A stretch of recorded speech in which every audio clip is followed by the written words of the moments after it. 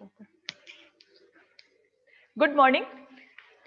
तो last class में हमने स्टार्ट किया था गंधक निकाय, जो कि क्या है, एकल घटकीय निकाय था। ठीक है, तो उसमें हमने वक्र तक पढ़ रखा था। पहले हम एक बार वापस रिवाइज कर लेते हैं, इसमें कितने वक्र है, कितने क्षेत्रफल है, कितने त्रिक बिंदु है और कितने इसमें मित स्थायी साम्य वक्र है। ठीक है, तो पहले देखते हैं, इसमें वक्र की बात करते हैं सबसे पहले हम। तो वक्र कितने हैं इसके अंदर? 6 वक्र है, A B, B C, C D, B E, E C और ई एफ। ठीक है, कुल मिला के कितने वक्र है? 6 वक्र है। फिर इन वक्रों के बारे में हमने पढ़ा था कि इन वक्रों पर कौन से कौन सी प्रावस्थाएं साम्य में रहती है। आज हम पढ़ेंगे क्षेत्रफल के बारे में। ठीक है, क्षेत्रफल कौन कौन से थे? 4 क्षेत्रफल है, मतलब 4 प्रावस्थाएं हैं, S R, S M, S L और एस वी। तो क्षेत्रफल भी कितने होंगे? 4 क्षेत्रफल होंगे। ठीक है, फिर हमने त्रिक बिंदु की बात की थी। त्रिक बिंदु कितने हैं यहाँ पे? 3 + 1, 4 त्रिक बिंदु की बात करी थी हमने। तो 3 कौन से थे? एक तो बी, सी और तीसरा कौन सा था? ई। और चौथा कौन सा है? ये तो 3 हो गए, 3 + 1, 1 कौन सा है? जी, जिसको क्या बोलते हैं? मित स्थायी त्रिक बिंदु कहते हैं। ठीक है, फिर हमने मित स्थायी साम्य वक्रों की बात की थी। तो मित स्थायी साम्य वक्र कौन कौन से थे? एक तो बीजी था, एक सीजी था और तीसरा कौन सा था? ईजी था। ठीक है, तो ये कितने थे? मित स्थायी साम्य वक्र कितने हैं? मित स्थायी साम्य वक्रों की संख्या है 3। अब आज हम स्टार्ट करेंगे। हमने वक्रों के बारे में पढ़ लिया था, थोड़ा बहुत डिटेल में देख लिया था वक्रों के बारे में। आज हम पढ़ेंगे क्षेत्रफल के बारे में। किसके बारे में? क्षेत्रफल के बारे में। अब हम सब जानते हैं क्षेत्रफल पर कितनी प्रावस्थाएं साम्य में रहती है, कितनी फेज इक्विलिब्रियम रहती है? क्षेत्रफल में सिर्फ एक प्रावस्था रहती है। क्षेत्रफल में कितनी प्रावस्थाएं होती है? सिर्फ एक प्रावस्था रहती है। ठीक है, जैसे हम इसी की बात कर लें, F E C D, F E C D, इसमें इस क्षेत्रफल में ये यहां से लेकर यहां तक कितनी प्रावस्था है, कितनी फेज है? यहाँ पे सिर्फ एक फेज है। कौन सा है? Liquid sulphur. वो भी कौन सा है? Liquid sulphur. ठीक है, तो क्षेत्रफल पर कितनी प्रावस्थाएं रहती है? क्षेत्रफल में कितनी प्रावस्थाएं होती है? क्षेत्रफल में केवल एक प्रावस्था होती है। ये एकल प्रावस्था निकाय है, अतः क्या है? यह एकल प्रावस्था निकाय है। ठीक है, एकल प्रावस्था निकाय है, मतलब P क्या होगा? 1 होगा। P क्या होगा? 1 होगा। तो अब हम क्या करेंगे? क्षेत्रफल के लिए प्रावस्था नियम निकालेंगे। F = क्या है? C - P + 2। प्रावस्था नियम क्या होता है? F = C - P + 2। ठीक है, फेज रूल क्या होता है? F = C - P + 2, where C क्या है? कंपोनेंट है। ठीक है, कंपोनेंट यहाँ पे घटक कितना है? सल्फर घटक, सॉरी सल्फर निकाय कौन से एकल घटकीय निकाय है, तो यहाँ पे ये C क्या होगा? 1 होगा। अब क्षेत्रफल के लिए, क्षेत्रफल भी क्या है? एकल प्रावस्था निकाय है। क्षेत्रफल क्या है? एकल प्रावस्था निकाय है, यानी कि क्षेत्रफल के अंदर सिर्फ एक प्रावस्था रहती है। क्षेत्रफल क्या है? एकल प्रावस्था निकाय है, यानी कि क्षेत्रफल के अंदर सिर्फ एक प्रावस्था रहती है। तो 1 - 1 प्लस क्या है? 2 है। तो कितना आया अपने पास?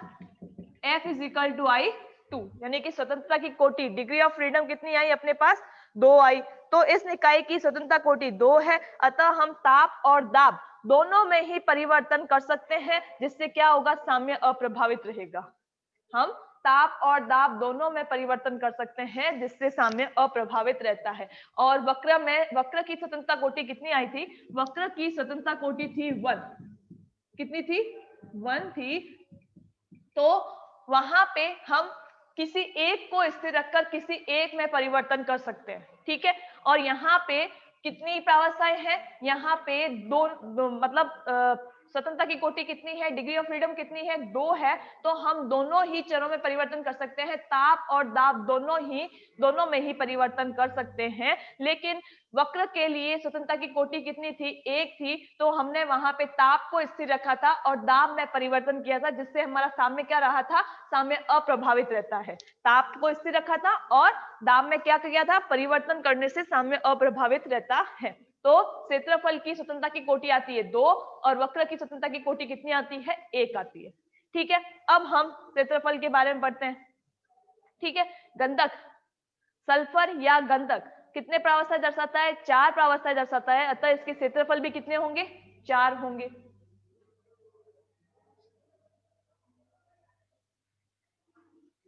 गंधक यानी कि सल्फर कितनी प्रावस्थाएं दर्शाता है? 4 प्रावस्थाएं दर्शाता है।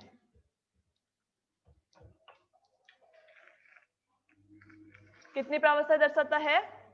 4 प्रावस्थाएं दर्शाता है। तो क्षेत्रफल भी कितने होंगे? 4 क्षेत्रफल होंगे। ठीक है, कितने क्षेत्रफल होंगे? 4 क्षेत्रफल होंगे। ठीक है, सबसे पहले कौन सा क्षेत्रफल की हम बात करते हैं? सबसे पहले हम रोम्बिक गंधक यानी कि SR की बात करते हैं। ठीक है, रोम्बिक गंधक SR की बात करें हम तो देखिए रोम्बिक गंधक कौन सा है? ये कौन से क्षेत्रफल में है? रोम्बिक गंधक कौन से क्षेत्रफल में है? ABEF क्षेत्रफल है। तो जो रोम्बिक सल्फर है ये किससे घिरा रहता है? रोम्बिक सल्फर या रोम्बिक निकाय जो है वो क्षेत्रफल जो है वो ABEF से घिरा रहता है। ठीक है, कौन सा है? ABEF। ठीक है, पहली कौन सी प्रावस्था, पहला कौन सा क्षेत्रफल हो गया? SR क्षेत्रफल हो गया जो ABEF क्षेत्रफल से घिरा रहता है। ठीक है, SR प्रावस्था जो है वो कौन से क्षेत्रफल से घिरी रहती है? ABEF से। ठीक है, फिर उसके बाद में हम बात करते हैं SM की। SM जो है वो किससे घिरा रहता है? SM जो है वो कौन से क्षेत्रफल से घिरा रहता है? SM BCEB से घिरा रहता है। BCEB, ये SM वाला जो है ना क्षेत्रफल, SM प्रावस्था जो है वो BCEB क्षेत्रफल से घिरा रहता है। ठीक है, तो SM BCEB क्षेत्रफल से घिरा रहता है। ठीक है, तीसरी हम बात करते हैं SL की, लिक्विड सल्फर की। SL किससे घिरा रहता है? देखिए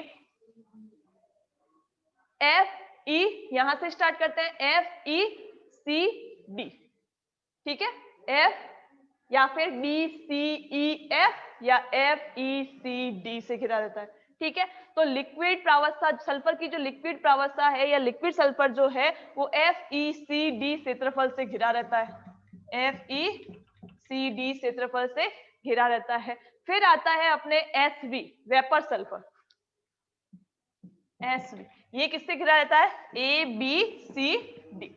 ठीक है, तो ये कौन से क्षेत्रफल से घिरा रहता है? ABCD क्षेत्रफल से घिरा हुआ रहता है। सल्फर की जो वाष्प प्रावस्था है वो कौन से क्षेत्रफल से घिरी रहती है? सल्फर की वाष्प प्रावस्था ABCD क्षेत्रफल से घिरी हुई रहती है।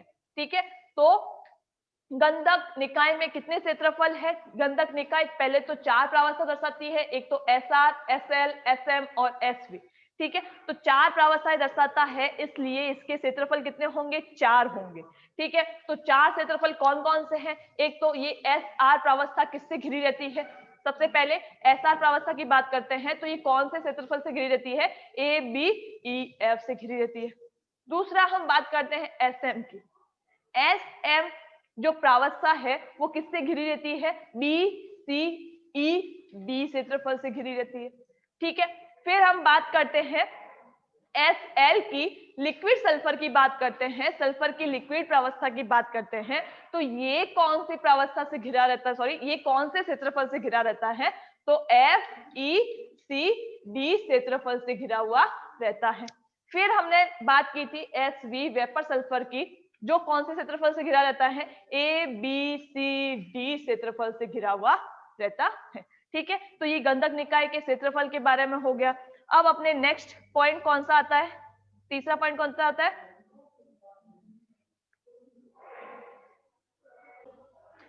नेक्स्ट अपने पॉइंट कौन सा आता है? क्षेत्रफल के बाद में आता है त्रिक बिंदु, ट्रिपल पॉइंट। ठीक है, तो नेक्स्ट हम बात करते हैं ट्रिपल पॉइंट की।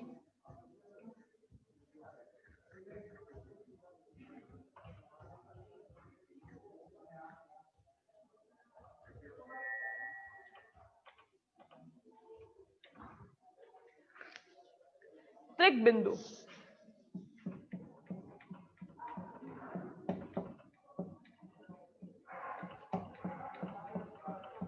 Triple point. अब यहाँ पे कितने ट्रिपल पॉइंट थे हमारे पास? 3 + 1 4 थे, ठीक है, 3 + 1, ठीक है। अब ये 1 को अलग से क्यों लिखा है, ये एक ट्रिपल पॉइंट को अलग से क्यों लिखा है? क्योंकि ये जी जो है, ये अलग वाला कौन सा है? ये जी है। इसको क्या बोलेंगे? मित स्थायी ट्रिपल बॉय या त्रिक बिंदु। इसको क्या बोलेंगे? मित स्थायी त्रिक बिंदु या मेटा स्टेबल ट्रिपल। तो हम बात कर रहे थे त्रिक बिंदु की। त्रिक बिंदु, कितने त्रिक बिंदु है? एक तो सबसे पहले 3, आगे जो 3 लिखा हुआ है उसकी बात करते हैं। कौन कौन से हैं ये 3? बी, सी और ई, ठीक है। ये क्या है? नॉर्मल त्रिक बिंदु है।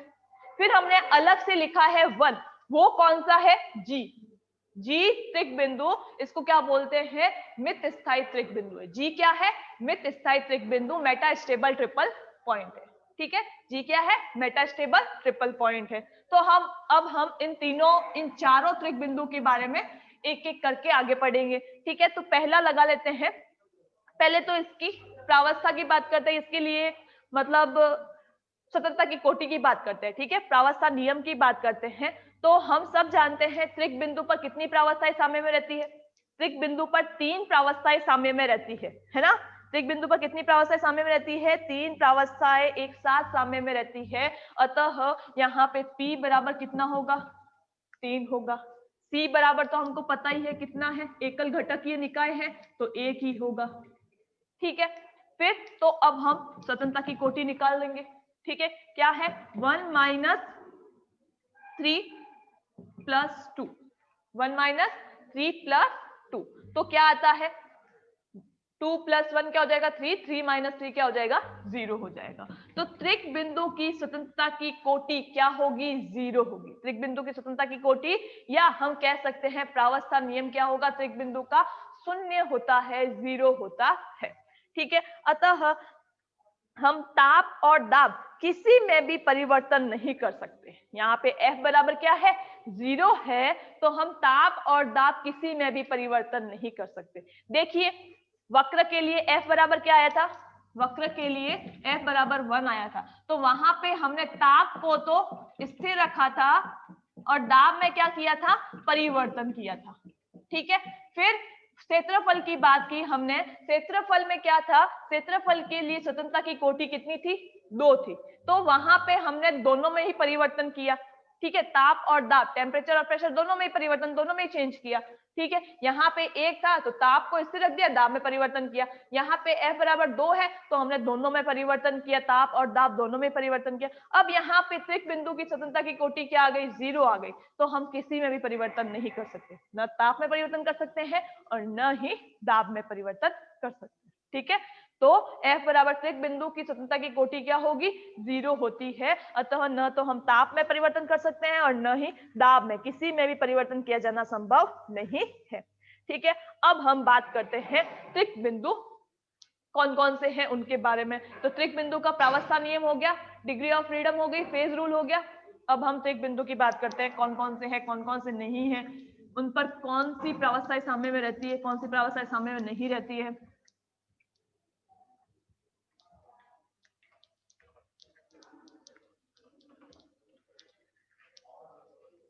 सबसे पहले बात करते हैं त्रिक बिंदु बी।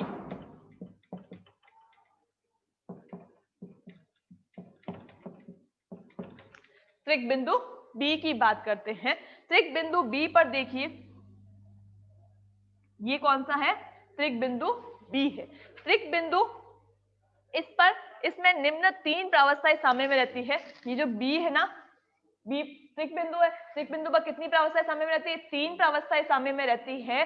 तो 3 प्रावस्थाएं, अब इस त्रिक बिंदु पर कौन सी 3 प्रावस्थाएं साम्य में है?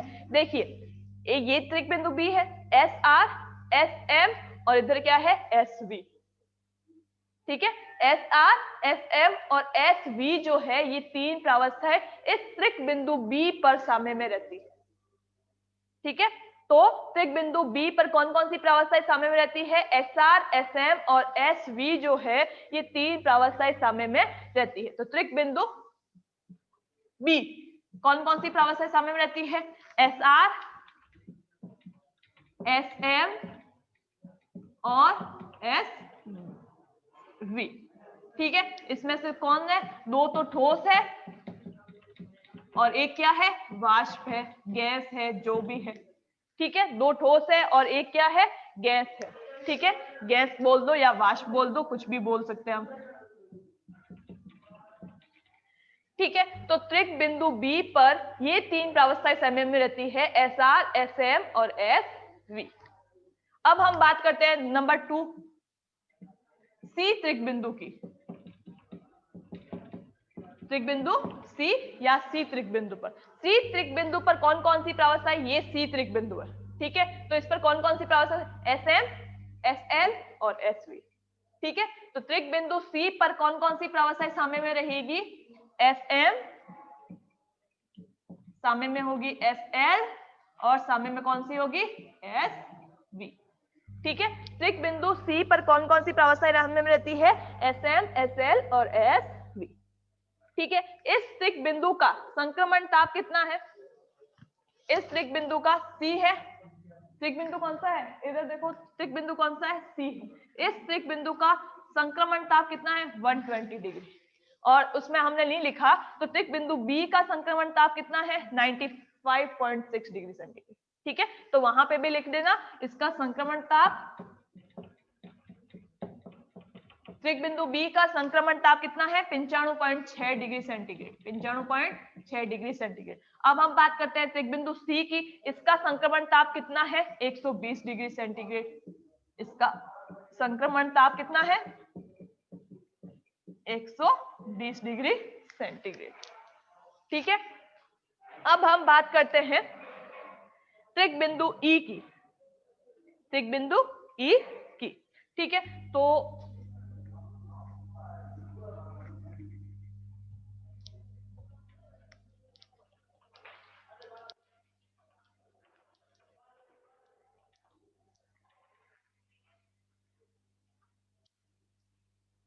त्रिक बिंदु ई पर देखिए कौन कौन सी प्रावस्थाएं साम्य में रहती है, त्रिक बिंदु ई नंबर 3 पे,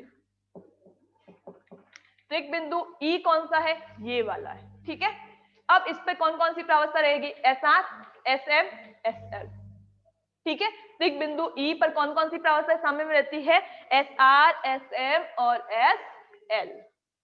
ठीक है, और इसका संक्रमण ताप कितना है, इस त्रिक बिंदु का संक्रमण ताप है 151 और दाब कितना है, 1290 एटमॉस्फेयर।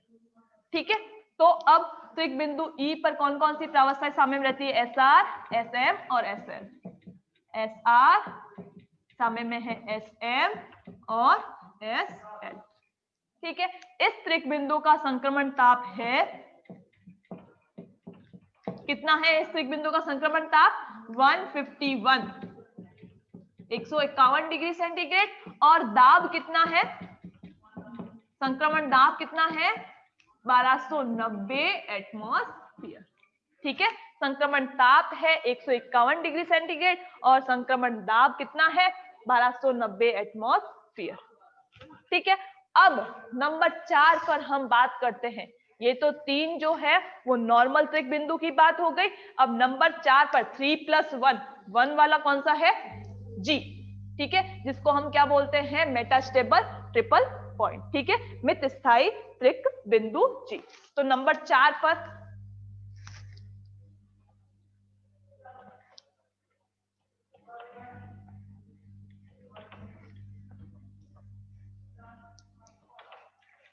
नंबर 4 पर है मित स्थायी त्रिक बिंदु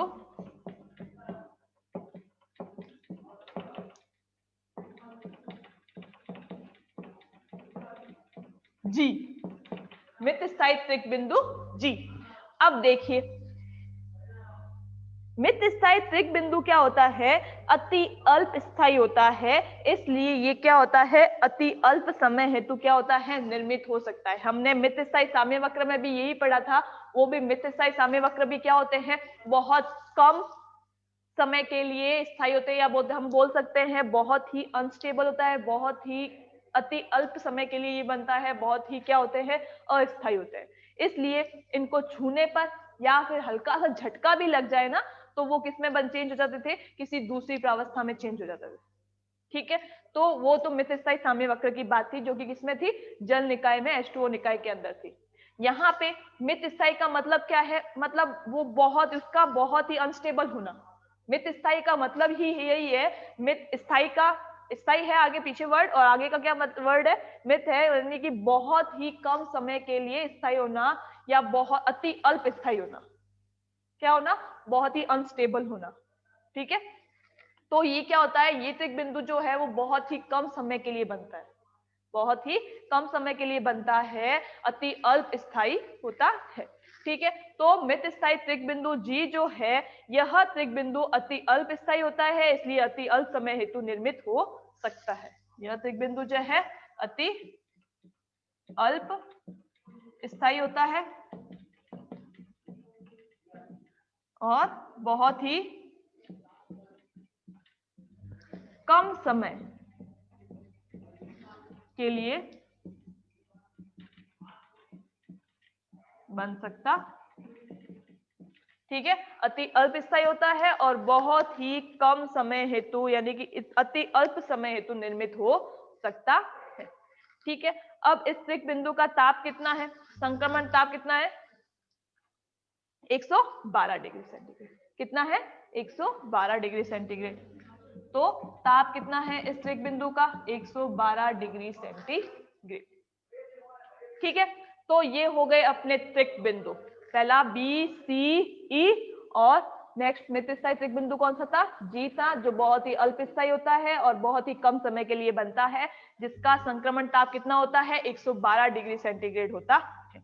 अब हम बात करते हैं मित स्थायी साम्य वक्र की, नंबर 4।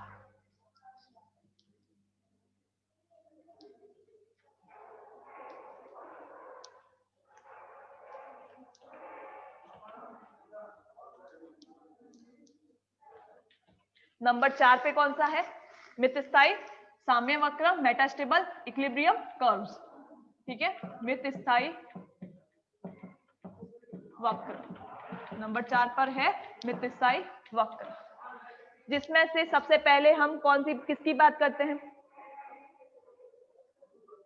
सबसे पहले हम इसकी संख्या की बात करते हैं। मित स्थायी वक्र कितने हैं, कितने हैं मित स्थायी वक्र, जो देखो ए बी को आगे बढ़ाने पर क्या बना है, बीजी बना है, सी डी को आगे बढ़ाने पर क्या बना है, सीजी बना है, सीजी बना है। ठीक है, और ई एफ को आगे बढ़ाने पर क्या बना है, ईजी बना है। ठीक है, तो ये तीनों ही क्या है, मित स्थायी वक्र है। ठीक है, बीजी, सीजी और ईजी। ठीक है, तो ये तीनों क्या है, मित स्थायी वक्र है, और इसकी संख्या कितनी हो गई, 3 हो गई। तो वक्रों की संख्या कितनी है, 3। अब वक्र है तो ये वक्र के नियम का ही पालन करेंगे।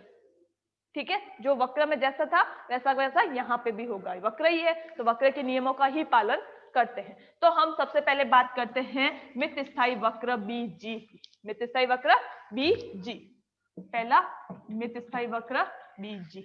अब देखिए मित स्थायी वक्र पर कौन सी प्रावस्थाएं साम्य में रहती है।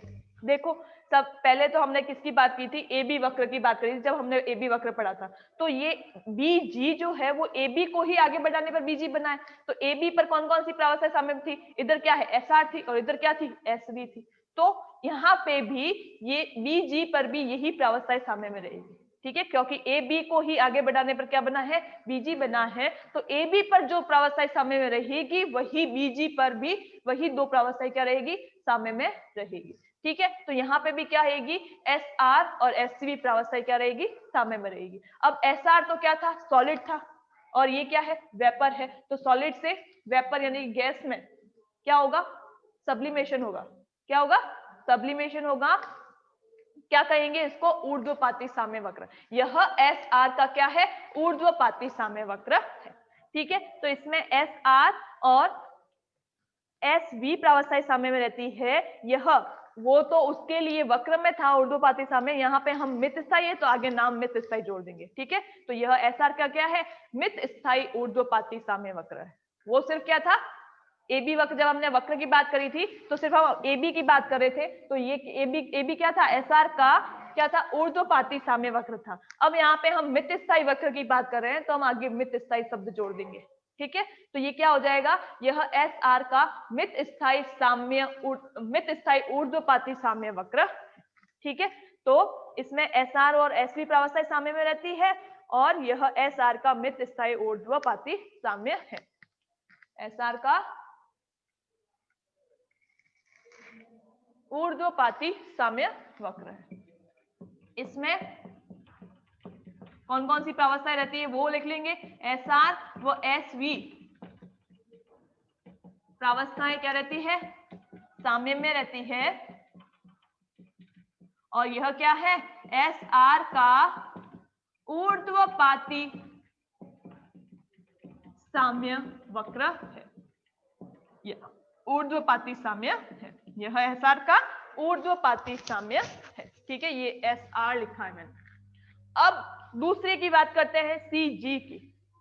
सी जी जो है वो किसको आगे बढ़ाने पर बना है, सी डी पर। सी डी को आगे बढ़ाने पर क्या बना है, सी जी। सी डी को आगे बढ़ाने पर बना है, सी जी बना है। तो जो दो प्रावस्थाएं सी डी पर साम्य में रही थी, अब वही क्या प्रावस्थाएं सी जी पर भी साम्य में रहेगी। तो सी डी पर कौन सी प्रावस्थाएं थी, एस एल और एस वी थी। तो यहाँ पे भी क्या होगी, सी जी पर भी एस एल और एस वी प्रावस्थाएं साम्य में रहेगी, ठीक है। तो इसमें एस एल और एस वी प्रावस्थाएं साम्य में रहती है। एस एल और एस वी प्रावस्थाएं साम्य में रहती है।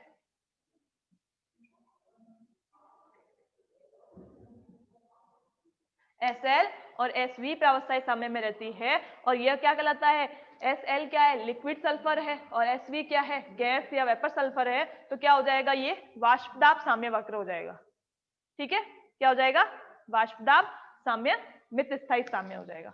ये इसको क्या बोलेंगे, यह वाष्पदाब मित स्थायी साम्य है।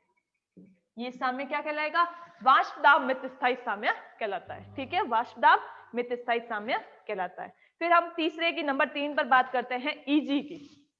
ईजी, ईजी किसको आगे बढ़ाने पर बना है, ईएफ को आगे बढ़ाने पर ईजी बना है। तो ईएफ पर कौन कौन सी प्रावस्थाएं थी, एस आर और इधर क्या था, एस एल। तो यहाँ पे भी एस आर और एस एल ही रहेगी, ठीक है। तो इस पर, इस वक्र मित स्थायी वक्र पर एस आर और एस एल प्रावस्थाएं साम्य में रहती है। और इसको भी क्या बोलेंगे, यह भी क्या कहलाता है, यह एस आर का जो है, एस आर और एस एल प्रावस्थाएं साम्य में रहती है। तो यहाँ पे ये एस आर क्या है, सॉलिड है, और एस एल क्या है, लिक्विड है। तो सॉलिड लिक्विड में चेंज हो रहा है, तो क्या हो जाएगा, गलन होगा। क्या होगा, गलन हो रहा है, ठीक है। तो यह गलन मित स्थायी साम्य है। क्या है, यह गलन मित स्थायी साम्य है, ठीक है। यह एस आर का क्या है, गलन मित स्थायी साम्य है। तो ईजी पर कौन सी प्रावस्थाएं साम्य में रहती है, एस आर और एस एल प्रावस्थाएं, जो दो प्रावस्थाएं साम्य में रहती है। और यह क्या कहलाता है, गलन मित स्थायी साम्य कहलाता है। क्या कहलाता है, गलन मित स्थायी साम्य कहलाता है। तो यहाँ पे अपने चारों पॉइंट हो गए, वक्र, क्षेत्रफल, त्रिक बिंदु, और चौथा कौन सा है, मित स्थायी वक्र। तो ये पूरा अपना कंप्लीट हो गया। कौन सा, गंधक निकाय, जो कि क्या था, एकल घटकीय निकाय था। तो ये अपने पूरे गंधक निकाय का क्या होगा, सब कुछ हो गया। तो यहाँ पे अपने गंधक निकाय क्या होता है, कंप्लीट होता है। फिर हम कल बात करेंगे द्विघटकीय निकाय की। द्विघटकीय निकाय क्या होता है उसके बारे में हम कल बात करेंगे, ठीक है। तो आज के लिए इतना ही। तो अपने ये एकल घटकीय निकाय कितने थे, दो थे। एक तो H2O निकाय था, दूसरा कौन सा था, ये वाला गंधक निकाय। तो यहाँ पे दोनों ही एकल घटकीय निकाय कंप्लीट होते हैं। फिर अब हम बात करेंगे द्विघटकीय निकाय की, जो हम नेक्स्ट क्लास में करेंगे, ठीक है।